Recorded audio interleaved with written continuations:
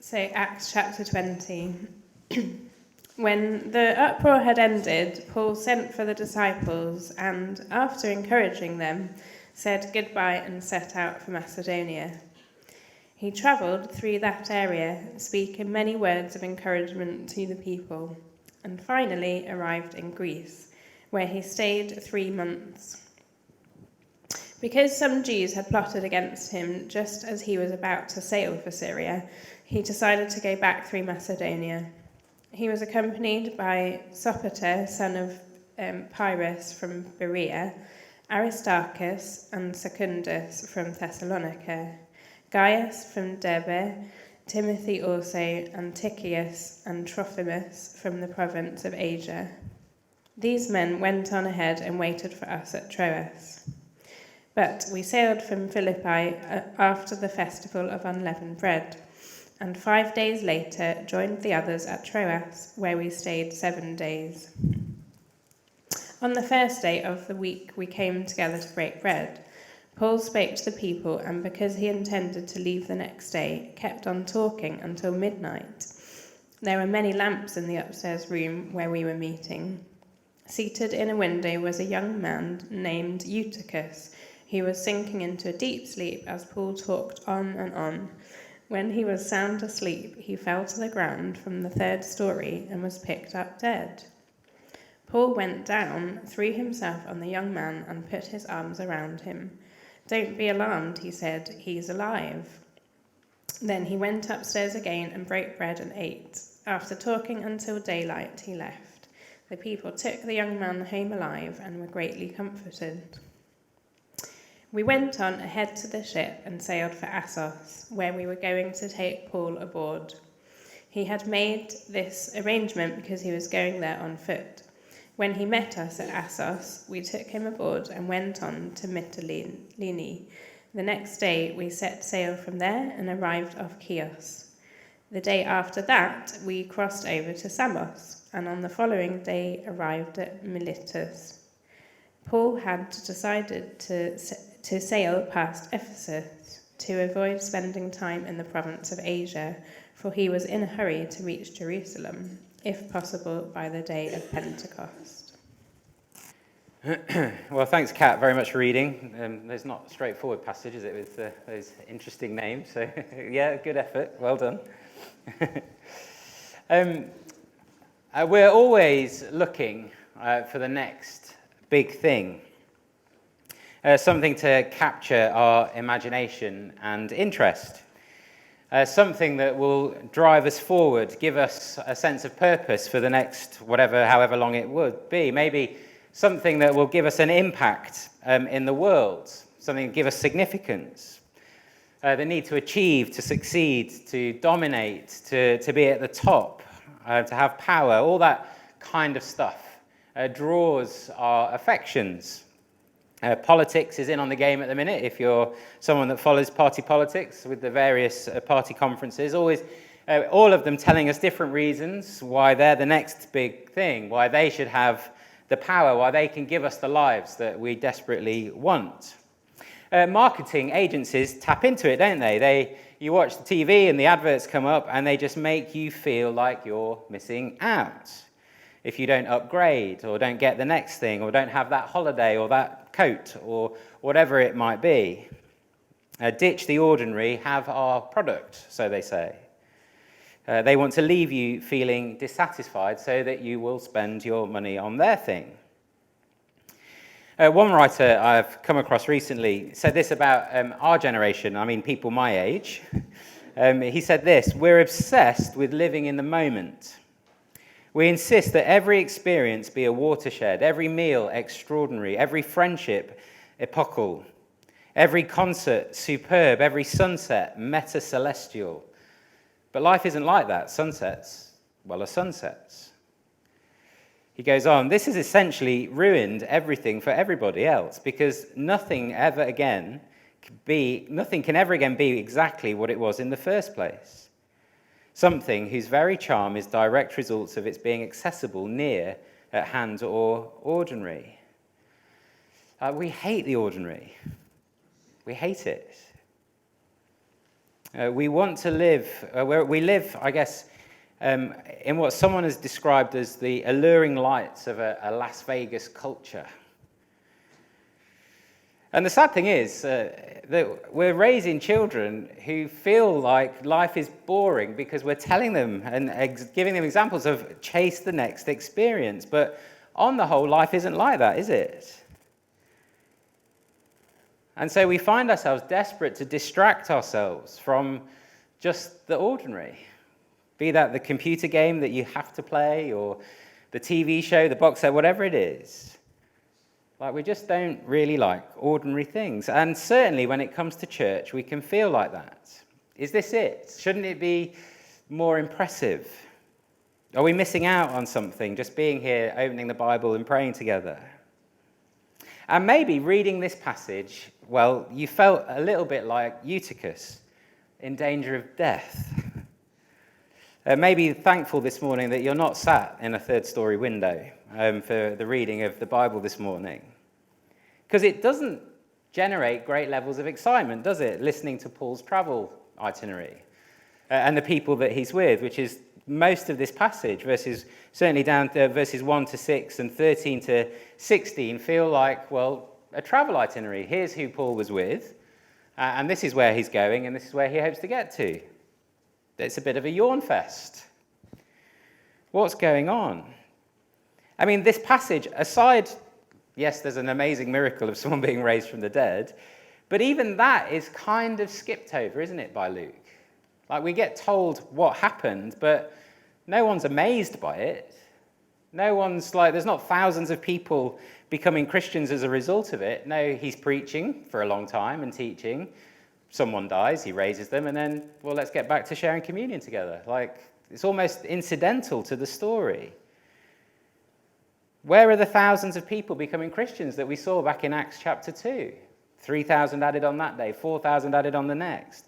Where's the miraculous prison break? Where's the angel coming and opening unlocked doors?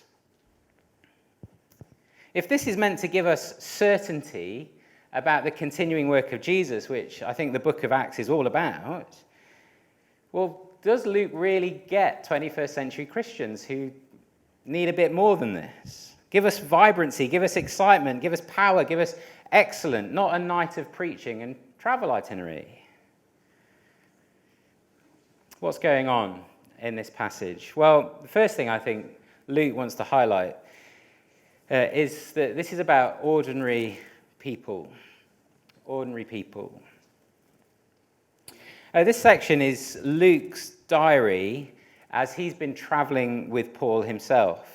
You see that in verse 7. If you just look down at that, he says, on the first day of the week, we came together to break bread. So Luke, the author, is now with Paul, journeying with him. And it certainly reads like a diary entry, doesn't it? These major cities that they're traveling to and these people that they're with.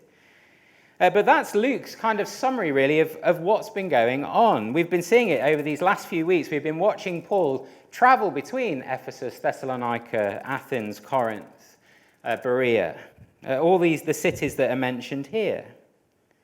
And as we've been watching Paul on this second missionary journey in the book of Acts, we've been asking the question, well, how does it help us think about what we do as we watch him? And so Acts chapter 20 is really important in that story because Acts chapter 20, I think, the whole of chapter 20, and we're going to look at it in 2 more Sundays, Acts chapter 20 is really the handover from the Apostle Paul to the church. That's what this section is about. It's certainly what his speeches are about as he talks to the Ephesian elders that we'll look at next week. He's handing over the mission.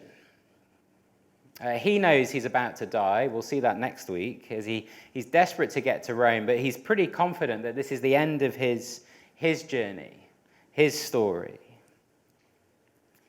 But what's really fascinating about Acts chapter 20 as a whole chapter is you look really closely, you start to see really tight links with Jesus' last few days with his followers.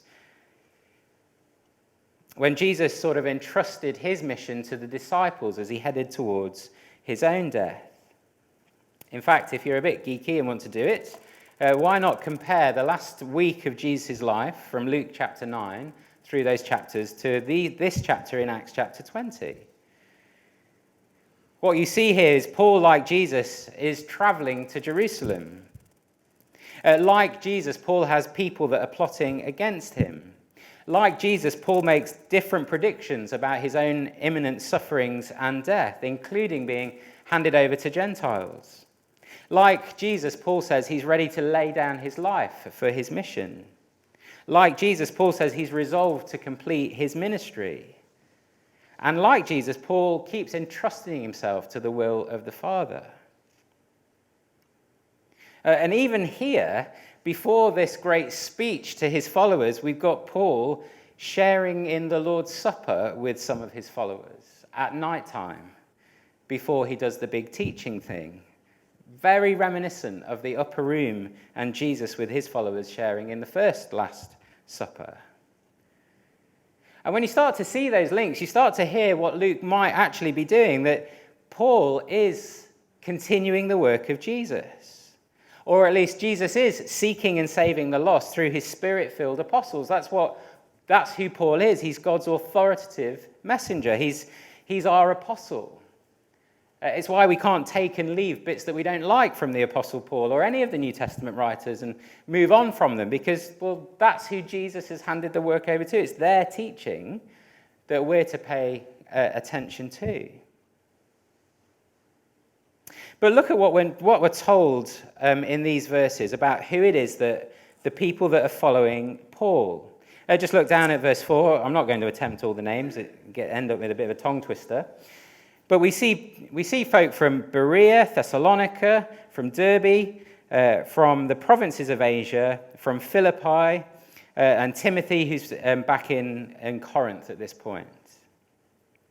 See, who are these leaders? Who are these people that are with Paul? Well, they're ordinary leaders who have come from the cities that Paul has visited. Most of whom appear elsewhere in the New Testament. If you read the long lists at the end of most of the letters, it's these folks that are mentioned. And what's Paul doing with them? Well, look down at sentence 2. He travelled through that area, speaking many words of encouragement to the people. That's what he's doing. He's speaking many words of encouragement. It doesn't quite get it in English, but I was reading someone that said it's translated, he encouraged them with much word. In other words, he's got his Bible open, and he's training, and he's teaching, and he's helping these leaders get to grips with what it is that God's calling them to do as he heads to Rome. See, the end of this missionary journey, it's not what's the next thing, what's the next frontier, what's the big strategy for the future. It's no discipleship. Let's equip people to keep going. Let's encourage them with much word about how to keep going in the Christian life. Equipping the church to continue to do what he's been doing. As you can tell, I'm a significantly gifted runner. I have all the gifts and qualities that will make me an excellent sprinter. And you'll know as well as I do that in a relay race, it's not so much how fast you run, though that's important, it's the changeover. In fact, you can have the fastest sprinters on your team, but if they can't pass the baton on well, then it's irrelevant. They won't finish well. And that's what Paul's doing here. However gifted Paul might be, however he might be the guy to do the talks and all the rest of it, he's got to pass the baton over. He's going to die. He's going to end up in prison eventually and then die in a Roman prison cell, probably, maybe even executed. There's a debate about how his final days were. See, Paul travels around not trying to build a monument for himself and his own ministry, not erecting statues in all the cities, saying what a great guy he was, what a wonderful leader. He's not got a ministry named after him that some ministries do, which is really sad, isn't it? The center of Pauline apostleship or whatever it is. It's let's train up others. Let's pass the baton on. They've got to do the work. And he does it by teaching the word, with much word, so we're told. because he wants to ensure that they keep doing the ordinary stuff of church life. See, you've never heard of these people, have you, until Kat read them? Maybe you did because you've read Acts before, but, they're not Facebook friends of yours, are they? You're not listening to their podcasts. No, ordinary leaders being trained in the ordinary faithfulness of what it means to take God's word to their city, to their group of people. So really, it's bad news for us in a culture that loves the next big thing, a culture where we're easily bored, easily distracted. The bad news is there's not a next big thing. When it comes to the gospel, there's no sort of more explosive series 2 that will capture your imagination for the next 12 weeks.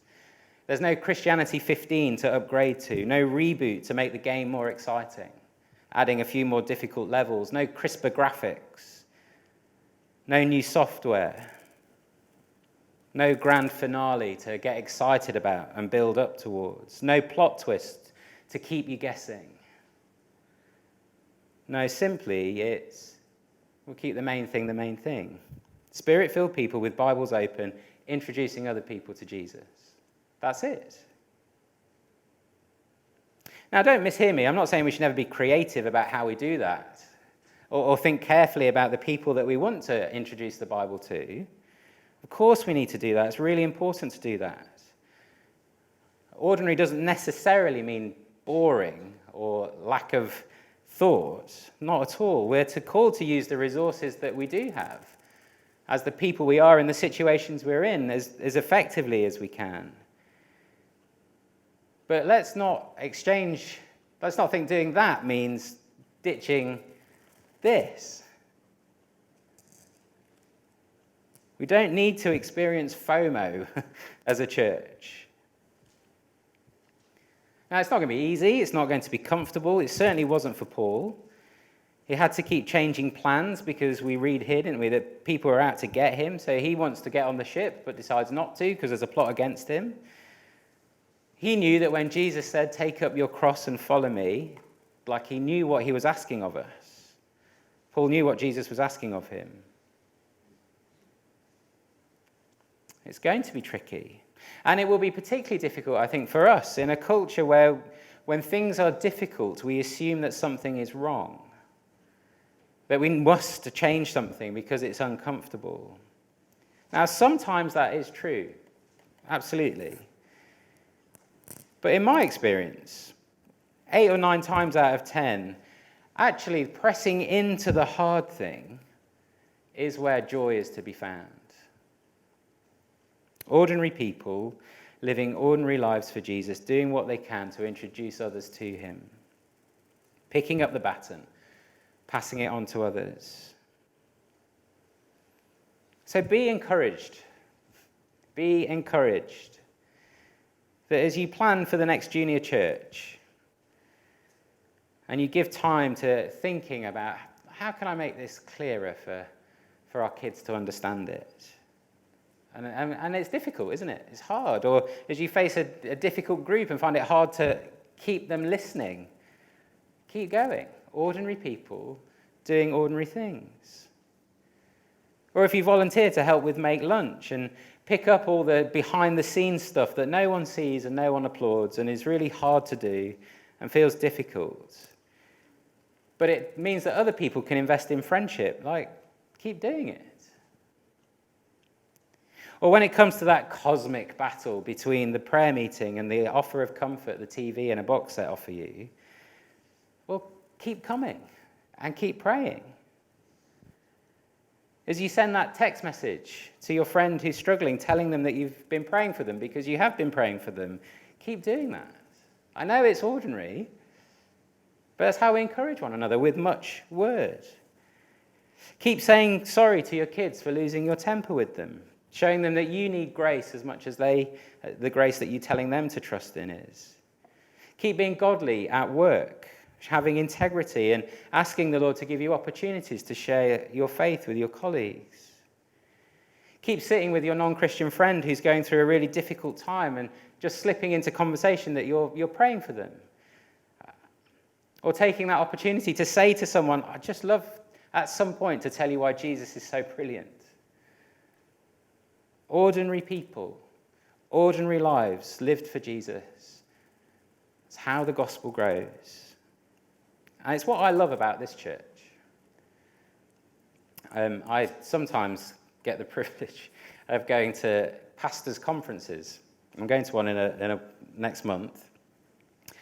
And you think for people that, believe the gospel and believe in grace, it wouldn't be like this. But quite often it feels like a big, who's got the best ministry? Or who's the tiredest? Who's the busiest? It feels like those are all the conversations. Who's got the new thing that we all need to copy? And that can be encouraging. I shouldn't be overly cynical of it. It can be encouraging. But I just love saying, I think we're plodding on really well. I belong to a church where we believe the gospel, where people love each other and want to serve each other and want to do the ordinary. Because that's how the gospel grows. There's no big thing. See, it's ordinary people, secondly, using ordinary means. Now, look down at the middle section, the raising of Eutychus from the dead at Troas. We don't know what Paul said on that first Sunday that they met. Interestingly, this is the first time in the book of Acts that we're told that the church seemed to meet on a Sunday rather than classically on the Sabbath day. They seem to have come together, verse 7, on the first day of the week, probably Sunday, to break bread, to do church together. We don't know what he's teaching about and what he's saying in Troas, but we get a sense that he's got a lot to say, hasn't he? I mean, you think I go on too much when I, stray over the 30 minutes that you give me. Well, be grateful. I could go on all day. But he's got loads to teach. So verses 7-8, he teaches through the night such that he starts in the day and it gets to midnight. There are many lamps burning in that upper room. And you know what it's like when a room is filled with carbon dioxide, a bit like, you remember Beeston Free in the evening, if those of you that went there? It's like that, I think. It's just like, everyone is desperately trying to keep awake. But Paul's got lots to say. And it's not just a preaching monologue. The Greek words for teaching here are probably more a bit like preaching and sort of Q&A or discussion, and it's more of a seminary feel to it. But either way, he's got lots to say. Then we get this miracle of Eutychus, which we'll talk about in a second. But it's almost passive, isn't it? Eutychus falls, he dies, Paul goes down, heals him, and then back upstairs for communion, as though nothing really significant had happened. What does this church need to hear in Troas as the baton is passed on? What is it that Paul wants to tell them? Well, we don't know exactly from this text, but if you look across to chapter 20, verse 20, we get a sense of what shapes Paul's ministry. Look down at verse 20 with me. You know that I have not hesitated to preach anything that would be helpful to you, but have taught you publicly and from house to house. Or verse 24, Paul says, however, I consider my life worth nothing to me. Only my aim is to finish the race and complete the task the Lord Jesus has given me, the task of testifying to the good news of God's grace. Or verse 27, for I have not hesitated to proclaim to you the whole will of God, keep your watch over yourselves and over the... For I have not hesitated to proclaim to you the whole will of God. Paul wants people that he's teaching to understand what the whole Bible says about Jesus and his grace. That's what he's been doing. That's what he tells the Ephesian elders, that's what he did with them, and there's every reason to think that's exactly what he's doing here. Teaching the message about how people can be rescued from God's wrath, as we've been singing about, by trusting in Jesus as the fulfillment of all that the Old Testament promised about the Christ. And celebrating that in communion together. Ordinary means of grace, Bible, prayer, communion. That's what we do on a Sunday. And it's striking, isn't it, that that's Luke's focus. That's the thing he keeps talking about. I mean, if I was writing this prayer letter, and this was my diary entry, as Luke is giving it to us, of this incident, I think I'd probably talk about the preaching stuff less than the raising of the boy from the dead thing that happened. I mean, wouldn't you? You ping off an email, say, how was last week? I suspect it wouldn't be, well, Paul taught us all of this stuff. Oh yeah, someone was raised from the dead, but we just had just lovely communion together. No, it'd be all about how this lad, Eutychus, who's probably between the ages of 10 to 14, so he's a young guy, he's junior church age, or junior age, church senior age, and the poor guy sat in a window, lamps burning, out he goes, falls to his death, raised to life, and I think that's the thing I'd want to talk about. That would get people through the doors next week, wouldn't it? If Rylands Community Church, we put on our Facebook page, which currently talks about Christmas last year, but if we did update it and talked about this miracle, then who knows who might walk through the doors? It's almost understated. So why even include it? Well, I think the point is, the reason Luke wants to highlight it here and tell us about it is because this is the passing on of the baton to the church. And that doesn't mean that we abandon Paul and the apostles. See, this miracle has got lots of echoes of miracles that Jesus did, miracles that Elijah and Elisha did in the Old Testament, which we're actually going to look at in the new year. The point is, let's copy Paul. The point is not, copy Paul and look for the miraculous. In fact, interestingly, if you're interested in these things, this is the last miracle in the book of Acts. It goes quiet from this point on, and all we get are sort of these times before emperors and sort of courtroom drama. This is the last miracle. And when you get to the New Testament letters where Paul starts to say to Timothy and others, this is what church should look like, there's very little mention of the miraculous. All the emphasis is on preach the word and pray and be godly. No, this is not let's copy Paul and, let's try and raise people from the dead Sunday by Sunday. No, it's let's listen to Paul, the authentic, authoritative messenger of Jesus, around whom we shape church now. Let's be trained by him. Let's listen to what he teaches us about what church is and what church is to be. And what is church? Well, it's the gospel heard through teaching in a whole variety of ways, not just up the front on a Sunday, and seen and touched in the Lord's Supper together, celebrating grace. Ordinary people using the ordinary means of grace. Now, don't mishear me. It is good to pray for the miraculous. Like, God is the living God. Jesus is Lord and reigning, and he can still raise the dead if he so chooses. My point is that God doesn't do miracles anymore, and that we shouldn't pray for them. My point is that we should get on with doing the ordinary stuff. Like, he might do miracles. Now, that would be wonderful. But that's not his promise. His promise is ordinary people using ordinary means to introduce ordinary people to Jesus. There's no next big thing to chase after.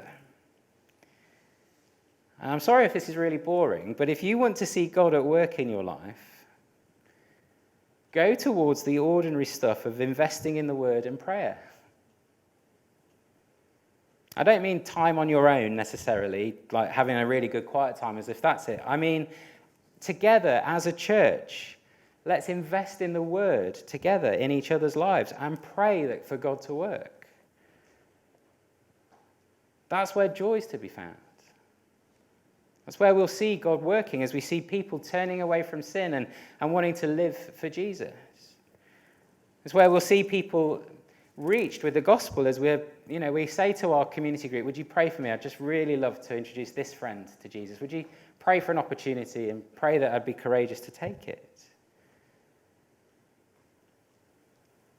Ordinary people using ordinary means. And we've got some of these in the back. I couldn't find volume 1, so you can get it online, but this is the Word 1-to-1.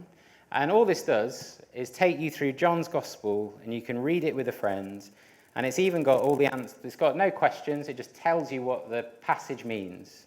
You can sit down and read that with a non-Christian friend and introduce them to Jesus. Dead easy to use. Available online. You can have a look at this one if you want.